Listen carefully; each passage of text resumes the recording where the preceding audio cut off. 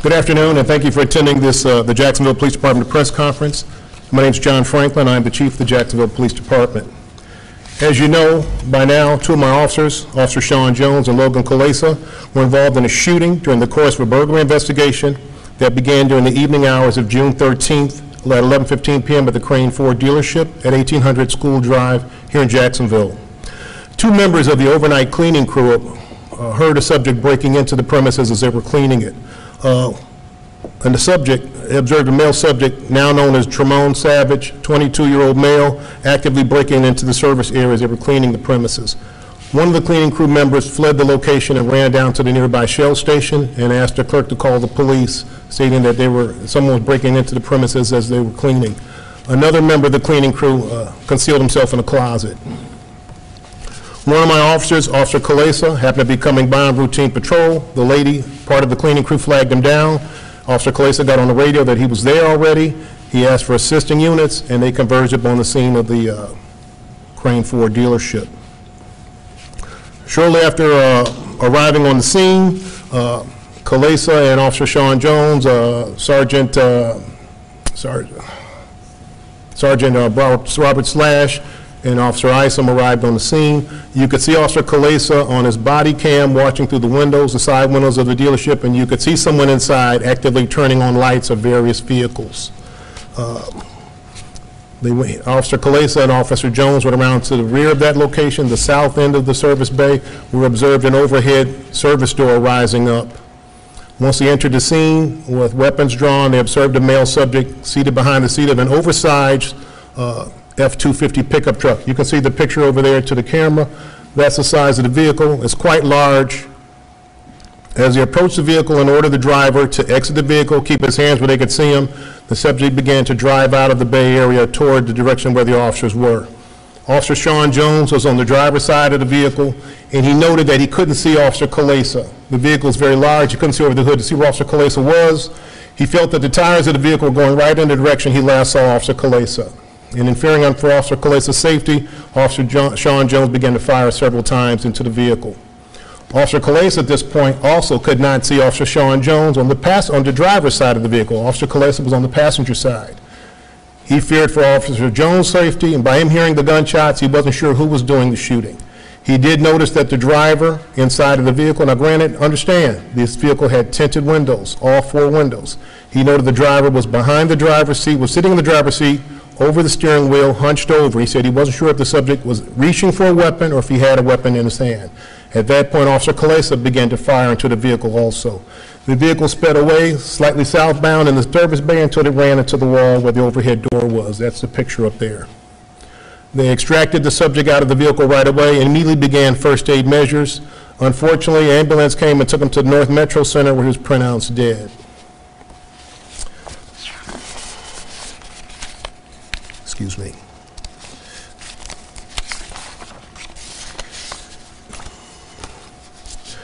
The Jacksonville Police Department is a transparent agency, and now all our investigations have been completed. All videos pertaining to this incident are being released to the local news media outlets who have requested them. I would again offer my condolences to the mother and father of Mr. Savage.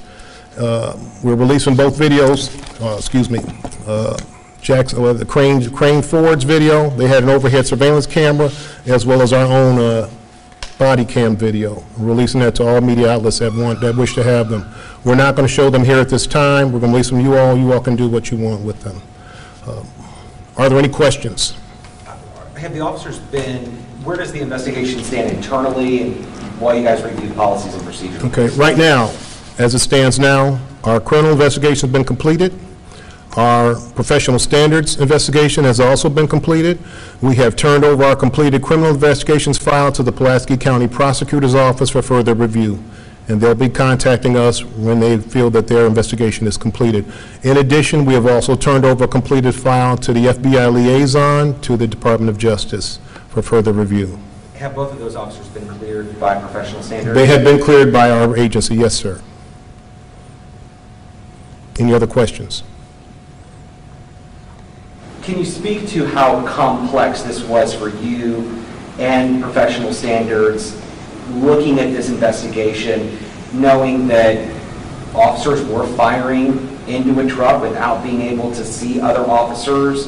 Can you just speak to how you guys went through and you dissected that and then ultimately cleared the officers? Well, again, we have ruled that the shooting is justifiable.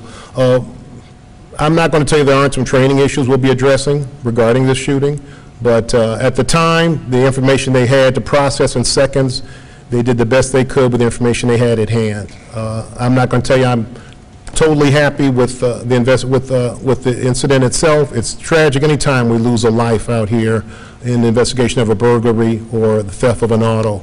But basically, under the circumstances, fearing for their life, fearing for each other's lives, they fired in self-defense of each other. And at that point, I can't rule it as anything else but justifiable, considering their mindset at the time it occurred. Has the family of Tremont Savage seen this video? Yes, they have. We had them here earlier today, and they have seen both videos. They have seen the Crane automotive video from up high. They had a surveillance camera, and they've also seen our body cam video as well, sir. Can you speak to how long these officers have been with the department? Both officers have been, what, slightly less than 3 years, Chris? I believe, yeah, about a little over 2.5 years now. Can you speak to the actual burglary itself? Of course, rumors start flying when something like this happens. Was this part of a larger scale in terms of somebody attempting to steal cars from dealerships, or does this burglary itself appear to be isolated? This seems to be an isolated incident. We have had some previous contacts with Mr. Savage recently in the last, maybe 3 weeks or so. I think a couple of contacts regarding involving him and First Arkansas State Bank. The night in question, we have video that shows he actually went to the Shell station at the end of the road where the Ford dealership ends and the Shell station begins at Main Street, where he went into the Shell station and had asked the clerk for a pie, a drink, and something else, and he had given the clerk a hand-drawn $5 bill, and he put it on the counter and ran out with the merchandise. The clerk ran out to look for him and couldn't find him. This was shortly before the burglary occurred. And again, as I said earlier, the cleaning crew heard the break-in, and Mr. Savage actually broke into the showroom area first, and we have video of him walking through the showroom, entering various cars where he makes his way to the service bay. Are both officers back to work? No, ma'am. They won't be back to work until the Pulaski County Sheriff's Office has contacted us that their investigation of the file is completed. You said this was a hand-drawn? Hand-drawn $5 bill. With previous contact with Mr. Savage, does it appear there were mental health issues? Or It does appear that there are some mental health issues regarding Mr. Savage. Again, my office didn't recognize him. They had no knowledge of this. All they knew when they came into the premise was that the overhead door was rising and that a subject was driving toward them in a very large, oversized F-250 pickup. And once you all get the video and view for yourselves, you can see the officers shouted on numerous occasions, "Put your hands up, Jacksonville Police, let us see your hands, let us see your hands." And he did stop at one point, and then he continued forward. were the headlights on or off? Yes, the headlights were on. The service bay area was well lit, so he could clearly see the officers as well also. Possibly also making it difficult for the officers to see into the truck? Well, the tinted windows made it difficult seeing the truck, and also the vehicle is such a large size, you could not see over the hood to see where your partner was. And that's what caused the concern, and that's what started the barrage of bullets, where once Officer Jones felt he could not see Officer Kalesa, but he felt the tires of the vehicle were turning in the point where he last saw Officer Kalesa standing. He feared for the safety of Officer Kalesa, and that's when he began firing. Officer Kalesa stated when he heard the gunfire coming from the driver's side of the vehicle, he wasn't sure who was doing the shooting at first, but he saw that the driver was hunched over the wheel, leaning over as if he had a weapon or was going to get a weapon. And he felt at that point he needed to fire to protect Officer Jones. But there was no weapon found on Mr. Savage? No weapon was found in the vehicle. That's correct, ma'am. Is there going to be like a paper version available with spelling of the officers' names? I can make that available to you all. Yeah, that'd be Okay. Yes, sir. There had been another officer-involved shooting investigation in Little Rock recently. Again, it was officers shot a man driving a suspected stolen vehicle, caused a lot of uproar within the community.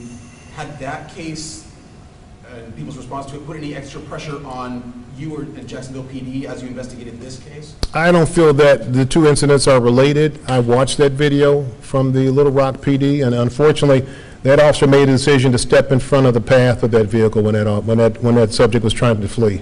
My officers did not make that decision. Our policies forbid such actions, and our officers comply with our policies. Can you speak to, some may say, the officers should have stayed together when clearing this building. Can you speak to the tactical, I guess, mindset that the officers would go through to split up and ultimately try to... They actually didn't split up. They just approached the vehicle from different angles, is what they did. And the officers normally approach a vehicle from different angles. Officers rarely will approach a vehicle from the same side of the vehicle for that reason, because they may both be in a kill zone. Any other questions? Yes, sir. Did Savage have any weapons on himself? No, there were no weapons found on Mr. Savage. Were there any drugs? None. found? No, sir.